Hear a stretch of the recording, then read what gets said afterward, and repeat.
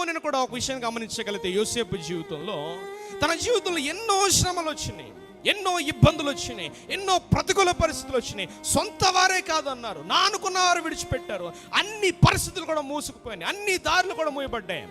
కానీ దేవుని యందలి తన నమ్మికను, దేవుని యందలి తన యథార్థతను విడిచిపెట్టకుండా దేవుని కొరకు నమ్మకంగా పరిశుద్ధంగా బ్రతికాడు. దేవుడు అతన్ని ప్రధానమంత్రి చేశాడు. హల్లెలూయా. మనుషులు కాదు మనల్ని హెచ్చించేది, దేవుడు మాత్రమే హెచ్చించువాడు. దేవునికే మహిమ కలుగును గాక.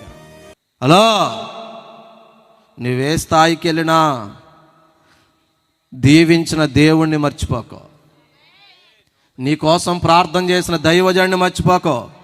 ఏ సంఘంలోకి వచ్చాక బలపడ్డామో, ఏ సంఘంలోకి వచ్చాక నీ బ్రతుకు మారిందో, ఆ సంఘాన్ని సహవాసాన్నే మర్చిపోకూడదు.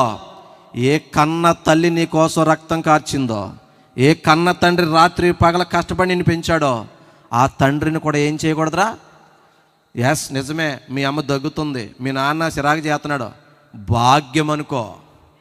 గిన్నెట్టు సంచెట్టు ఎత్తు పారబోసేయ్. చిన్నప్పుడు నీకు అదే చేశారు మీ అమ్మ మీ నాన్న. ఇప్పుడు ముసలోళ్ళు అయిపోయాక వాళ్ళు నీకు ఎవరితో సమానం అంటే పిల్లలతో.